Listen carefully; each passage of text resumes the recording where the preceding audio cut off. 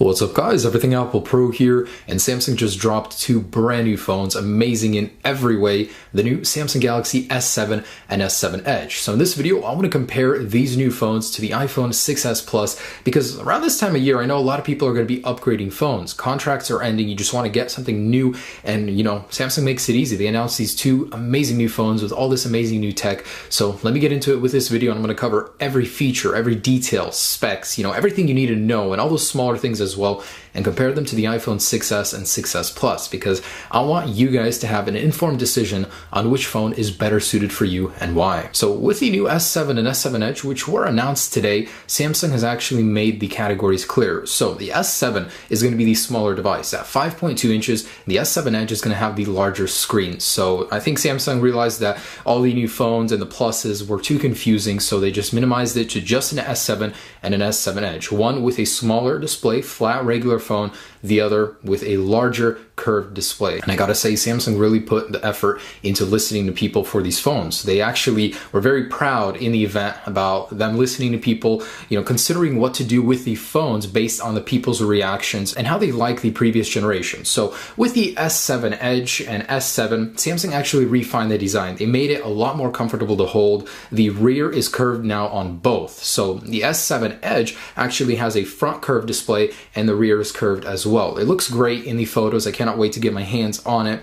And they say that they focus a lot on one-handed usability, because phones nowadays, as the screens get larger, they get more and more difficult to use. And I gotta say, the 6s Plus has been a pain to use with one hand for me. The curved edges, the huge bezels on it make it very uncomfortable to use one-handed, especially for long periods of time. And with the S7 Edge, what Samsung's goal was to make the S7 Edge more functional and actually usable with one hand. So you'll actually be able to scroll through many things. It'll be like widgets in the notification center on iPhones on the edge of the display. And I thought that was a really great touch. So we have reachability with the iPhone, where the screen will come down with the double press, but it's really not the same as just having it more accessible to your fingers with one hand. Upon first appearance, the S7 Edge doesn't look all that different. It's actually very similar. There's a little bit less bezel, the home button is more square, the cameras are just a little bit larger, and everything is on the inside, and there is quite a lot that's changed. I think that Samsung S7 changed more going from S6 to S7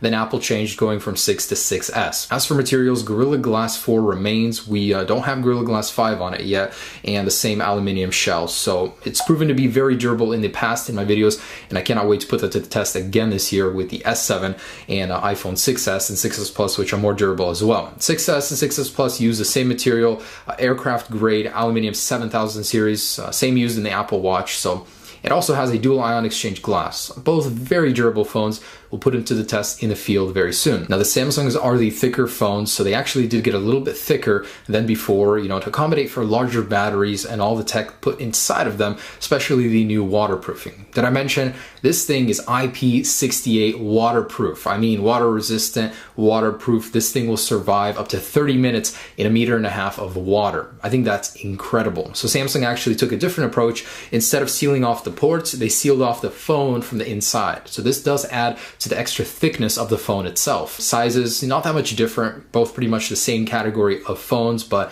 Samsung's are a little bit thicker, and the iPhone 6s Plus has the larger footprint than the S7 Edge. Now here's an area where a lot of people were disappointed in Samsung. They didn't up the displays. They didn't change the displays. And I think that's, that's not even considerable for Samsung. Right now, the Samsung Galaxy S7 and S7 Edge have the best mobile displays of any smartphone being produced today. These are top of the line, super AMOLED displays, and the sizes are great. They're vibrant, they're colorful. In my actual review comparing it to the 6S, 6S Plus, this thing is so beautiful. The color is so real. So I gotta give it to Samsung. Why add a 4K display to the phone if the world hasn't caught up to it yet? It's just gonna eat extra battery life. We don't need that yet. The display is already great at 2K. But the actual pixels, 1440 by 2560, are the same on the S7 and S7 Edge. The pixels per inch are so much better than the iPhone counterparts. So the iPhone has smaller display on the 6S and 1920 by 1080p on the 6S Plus. So 326 and 401 pixels per inch on the iPhones. Samsung Galaxy is way far above, as you can see in the specs. So I gotta give it to Samsung. The display was good. Why change it if nothing was broken? Now, as far as display technology, Samsung has introduced a new always on feature. Now, because it uses a Super AMOLED display, you can actually light up individual pixels without activating the entire back illumination. So I think that's a great advantage for Samsung. You can always have your display on, look at it, see what's going on with your phone without it eating up a lot of battery life. If we did that on an iPhone, which requires the entire back LCD illumination to be on, that would not end well in terms of battery life. Also, the S7 Edge, of course, has that curved display with the quick shortcuts, something that the iPhone doesn't have, but the iPhone does have 3D Touch, which is a pressure-sensitive display, can measure the amount of force you're putting on the display and have different actions accordingly. It's been useful, it's not necessary. It's a little bit of a gimmick, and you can say that the same about the S7 Edge. Both are screen technologies. If you like one, you'll use it. If not, it's just there if you need it. Now, the Samsung Galaxy S7 has made strides in performance. Now, the Samsung Galaxy S7 and S7 Edge, they share internals. Now, depending on which part of the world you're in, you will get different internals. So the international unlocked Samsung Galaxy S7 will have an Exynos 8890 CPU and a Mali T880 GPU. So as far as performance, Samsung says 30% improved CPU performance versus the Galaxy S6. GPU performance seems to jump a lot more every year for both iPhones and Samsung. So CPU performance is the harder one to get. Now, if you're in the States like me, you'll get a Snapdragon 820 CPU. That includes 4 cores that are 2.15 gigahertz and 4 that are 1.6 gigahertz. And it alternates between them, depending on which one you need for better battery life. The iPhone 6s Plus, that 1.8 gigahertz dual core CPU, it doesn't look impressive on paper. The specs are a lot lower, but in performance, it actually did outperform the S6, quite reliably in almost every single test. So I'm very curious to see how these compare now. And in case you guys didn't know, the S7 and S7 Edge are the true competitors of the 6S and 6S Plus. The S6 was competing with the iPhone 6. Now they're up to level because of the weird refresh cycles of both of these manufacturers. Things are a little strange, but now these are the true competitors of each other. And an Adreno 530 GPU will be included stateside in the S7 and S7 Edge. So GPUs have been pretty good. The only downside to the Galaxies is that they have more pixels to push, so they really need to compensate for a larger, more powerful GPU in order to make up for all those pixels. But performance of the GPU in the S6 has been good. Also very curious to see how the S7 compares. 4 gigabytes of DDR4 RAM are standard, while the S6 and S6 Plus only have 2 gigabytes DDR3, so older, slower tech. Now here's where things start to get interesting. Storage is expandable on the S7 and S7 Edge, so they actually in the SIM card slot. Once you pull that out, there are 2 slots, one for the micro SD up to 200 gigabytes upgradable, and one for the SIM card, of course. So I'm actually very excited for that. That's awesome that Samsung listened to their customers and went back and added micro SD support. That's amazing. Now, as for the actual onboard memory, 32 gigabytes and 64 gigabytes will be available on the iPhone 16, 64, and 128. And you got to pay premium for every upgrade. SD card memory is getting cheaper and cheaper, faster and faster, so it's awesome that you have that upgradability, and it's really going to win over a lot of customers. Now, as for the camera, it seems like Samsung made a downgrade from 16 megapixels to 12, but it's an upgrade in the best way. The pixel size is actually higher individually on the camera sensors. So what this means is you will get top-notch low-light performance. In the actual keynote, they compared it to the 6S Plus, and I gotta say, I was very impressed. The pixel sizes are about 33% larger than the iPhone 6S Plus, and the aperture itself is a 1.7 f-stop, so that will let in more light. The pixels will be able to capture that light, and in low-light performance, you will get unparalleled quality. Now, this thing is also dual pixel. So the S7 and S7 Edge actually will use 100% of the pixels in order for focus. This is one of the highlights that Samsung actually talked about. Basically, the S7 and S7 Edge have the fastest focus, better than laser focus, better than the focus pixels on the iPhone.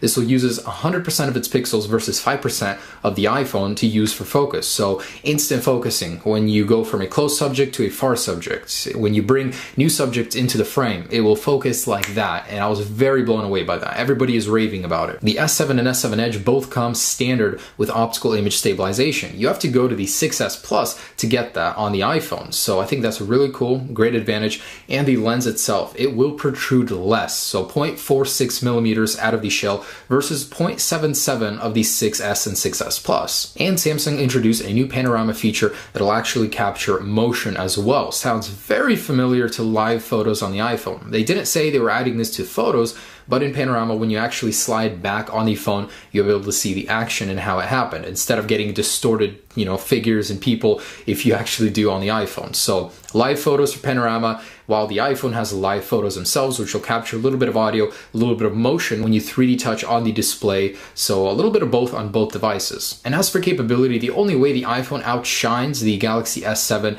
is in terms of slow motion, which it can capture 240 frames per second instead of 120 at 720p. Now the iPhone still has a little bit of an advantage in some areas on the camera. The sapphire lens crystal cover, which is actually unparalleled in terms of clarity, and True Tone flash for front and rear cameras. So it'll flash the screen or the back LED flash to get a color temperature appropriate for your environment to get the perfect picture every time. 5 megapixel front-facing shooters on both, 1.7 f-stops on the Galaxy and 2.2 on the iPhone. So definitely better low light on the Galaxy as well. Now I gotta say, battery-wise, Samsung really stepped it up this time. 3000 mAh versus 1715 on the iPhone 6s. That's almost double the battery life. With the new efficient internals, this thing will be a killer. All-day battery life, no problem. Now when it gets to the S7 Edge, 3600 mAh versus 2750, still a clear advantage here in the battery. Man, 20% larger than the S6 and S6 Edge. Now we don't know if that's going to reflect 20% better battery life, a little bit more or less. We don't know that yet, but who's going to complain about getting 20% more battery life? Even though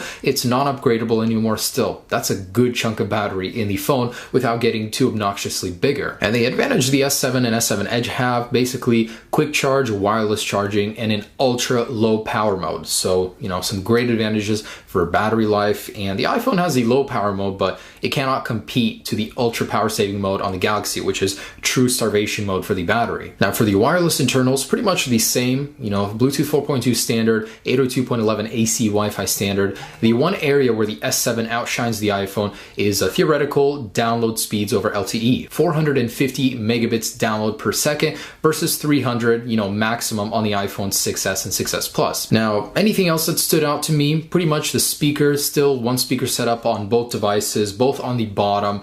The Galaxy S7, the waterproofing, that's going to be a huge killer. The iPhone 7 is said to receive its own waterproofing, but right now the S7 will be one of the most capable phones on the market. Upgradable storage, waterproofing, beautiful display, beautiful design, very comfortable, very fast in every single way. I gotta say I love this, and Samsung is really improving what they have. A lot of people were disappointed that the iPhone 6s and 6s Plus didn't have enough oomph, enough things to win them over to buy it. But the Galaxy S7 really looking like a worthy upgrade to the S6. Now, as far as the OS that it's going to ship with, Marshmallow 6.0.1 on the Galaxy. On the iPhone, we have iOS 9.3 being the most current at the moment, or it's coming out very soon. So, you can pick and choose between these, which one you like more. But I gotta say, there's a lot of features on Android I like that the iPhone doesn't have, and vice versa as well. Prices aren't official yet, but they're expected to start at $700 for the S7 and $800 for the higher storage option, $800 for the S7 Edge,